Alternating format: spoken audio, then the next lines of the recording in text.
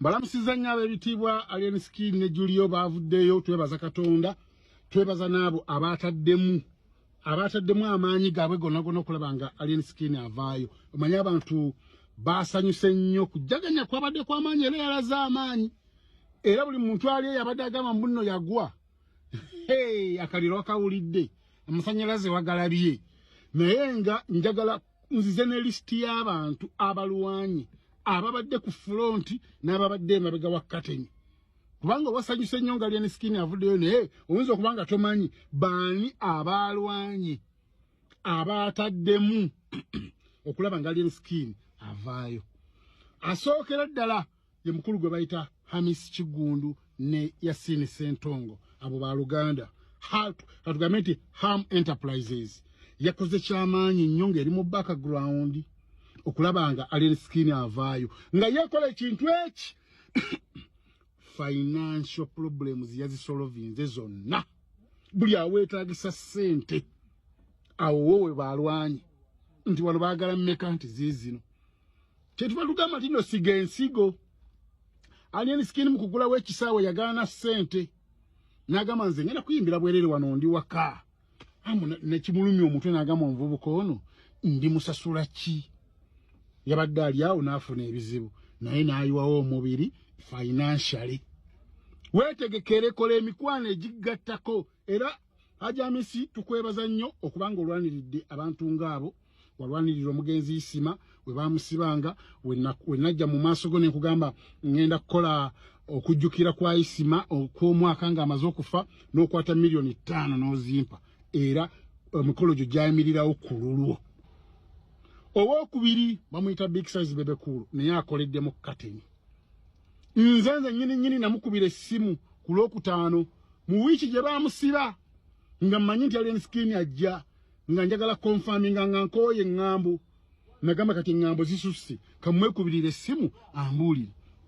naŋŋamba olwaleero tekigenda soboka olw'ensonga nti twabadde ku musango guli ogw'essimu kati ate nga waliwo n'ogw'ensambya guli ku ki nga nagwo guli wano nga bateeze nti we bamuleeta protection warrant bweruma ne bamuleeta ku kooti ne bamutta ate bali nga bamukwata ne basalawo nti bamulekereyo ddala era naŋŋamba Tuesday oba Monday oba Tuesday agenda kuvaayo. Naŋŋamba ekigambo kino nti naye weetegeke n'ebbaluwa ya LC ne National Idol gino era bandabye nga nziza mu kooti ng'eyange mbikutte ebiri waggulu biti nga nzize kweyimirira Alien Skin ku Monday.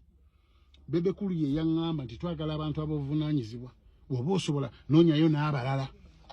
mubeerewo awo ebeerewo ku akiba in case nga babuzeebuzeemu kubanga yaŋŋamba abantu bali zeetagisa bashurities 8 abajjoliyo 4 n'aboono 4 in case nga bitagaddemu gwe gye bujja mpapula nti ziizino nange kye nnakola abamu beebuuza nazze ntya n'empapula kubanga saali nali simanyi baloya kyaba kirimu nesiiza kubira ono nti loya kya kirimu ofunye abeeyimirirwa najja buzina mpapula nga Bebe Cool yaŋŋambe big up yourself naye wayimirirawo nnyo ku Isima nga akyali mulamu nga akyali musibe n'oyimirirawo Isima nga afudde ne mu kujjukira omwaka gwe wayimirirawo ddala era you attended in person ne ssente n'ozimpa ezakola ku nteekateeka ezo emikolo ne gigenda bulungi. Abalala be babadde ku ground mwe muli full figure oyo akoledde ddala nnyo kubanga yabadde akwasaganya kino na kiri yakwasaganya balooya yakwasaganya bano yakwasaganya balooya n'akwasaganya Ham oyo abaddewo paka ku last omuntu wavuddeyo big up yourself. Abalala be balooya aba Erigon omukulu gwe bayita na Hebwa oyo looya bedda mu mulaba wa Erigon gundi yabalooya ababisiba bayita batya ne balooya aba Fangoni mwe mukoze era kyamaanyi nnyo mubaddewo from day one era mukoze kyamaanyi okukwasaganya bali ba victims ne bali be baakuba oba ababadde ba complainant erinnya ettuufu wakati wa Alien Skin wanga Alien Skin abadde mukomera nga tasobola kwasaganya bintu ebyo wabula balooya bakoze kyamaanyi okukwasaganya okulaba ng'enteesaganya zigenda mu maaso ez'aba complainants ne Alien Skin. Big up yourself. Baloya mwebale nnyo omulimu gwe mwakoze ogw'amaanyi kati ate abasinze okukola omulimu ogw'amaanyi naye nga temunne bakwetegeera nga niba hamu niba bandi badenga batabayewo mubiri gwa sente nenga mmete muliwo bandi kalubiziddwa ebintu bino okugguka okubanga enteseganya zano zibaawo bebaffe bebafangoni bebagagamero abo bonna aze n'agamba nti nno kanda biseddwaliro ate gwe okoze omulimu gw'amaanyi akakoto tonabakategeera gwoyanguyiziddwa kati ffe tulinga abakubye omubbi n'agonda nga takyasobola kudduka bano abagagga bahamu babbebe bafulufika bonna ne bajja ne bookya ffe omulimu gwe twakoze okulabisa eddwaliro n'eddwaliro ne ligamba jjukira lyali lyabivaamu ng'eddyo lyefudde ndi libivuddemu bano be bawaabire ne bagamba abakozi baabwe nti mmwe eddwaliro lyaffe lifa temuddamu kugenda muteeseganyera bali biggwe era kyayanguyiriza nnyo enteeseganya ezo era ngamba abantu bonna aba social media abakoze omulimu ogwo nti muzikize eddwaliro mulireke lyakkiriza enteeseganya ne zibaawo ensobi zibaawo bakola ensobi nabano ne bakola ensobi kati ebyo byawedde twesonyiye eddwaliro mulireke likole emirimu gyalyo nga libadde likola ekyo kyo nkomandinze anasigala nga alikuba ne bakutwala naawe ojja kuba kululwo kubanga bajja gamba otta bizinesi eri bizinesi ogiyita naye wali twali tukikola nga naffe twagala tukole ki tununule ono kubanga ono kyeyakoze kitono nnyo okusinga bo kye baakola amiina so aba social media abawagizi mwene mwene abazze ne mumalako kooti emirembe nammwe twebeebaliriza ddala nnyo kubanga buli kooti weetuula abantu ne bayitirira obungi nate simu nabyavuzi nabo bamalako emirembe bagamba katute kibanda katubutagende nabo beetamiddwa nyola bekooti ekoze eti wabweru wakoze wati so temuzikizanga big up yourself abagizi muna gwe neerabidde abayimbi sijja beerabira omuliro nali mayinja yabadde alina okugenda South Africa okuyimba tiketi n'agisaza bunagamba mujongereyo tumala kumaliriza nsonga za kibanda yannyumiriza n'agamba nti yali abuliddeyo nga ekitone kyonna abuliddeyo n'ekitone kye niyo abantu babiri Alion Skin ne Bebe Cool talibeerabira mu kaaliya ye kubanga yali abuliddeyo ng'abaana bamukuye paka ku ttaka Bebe Cool namusanga London n'amugumya n'amugamba koma we Uganda ogenda natandikira ku kyekiwaatule Alion Skin n'amugamba kati ebya media bindekere era ngambe nti yali awo mu lunaku lumu nga Skin amaze mukubira essimu nga TikTok yo nejjudde ennyimba ze n'amubuuza wa ennyimba zange gw'obadde wazigana abaana ziyimba kiki wakikoze ote n'amugamba bino bindekere kati yabadde yagamba tasobola kukola ki kubeera kumala gagenda nga tayiriddewo munne mubiri Haja Luna mubiru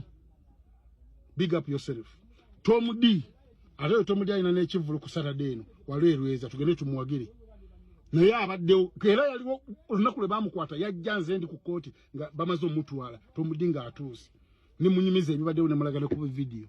so abantu ngabo Khalifa Aganaga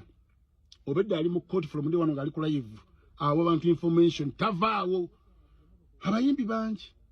ababaddewo n'abato tamanyi naye mmwe namwe bali mukoze omulimu gwammwe so Alion Skin yavuddeyo kati tutunulidde mu kichechi kyekituzaako nkwakyo festival olowooza egenda kubeera eddi nga 7 December olowooza wa tukyateeseganya n'omugagga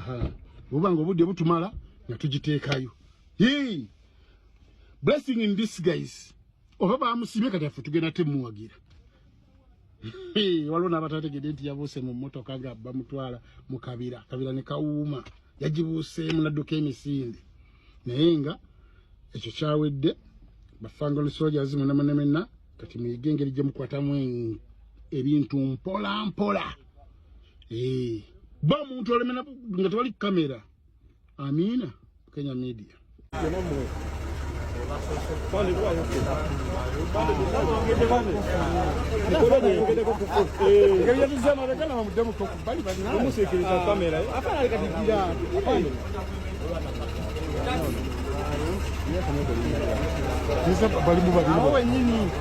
Wanda basi evamu basirikali leere kuba kuyatuusa basirikali leere bavamu tulekana naffe tukole ate mutuziyiza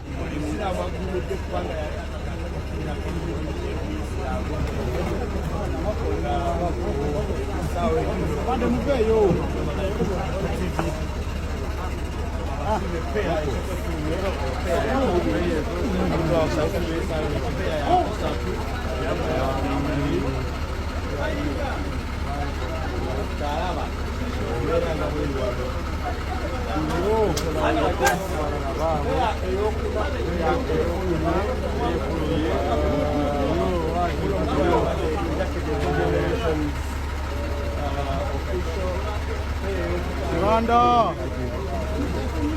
Uy, against.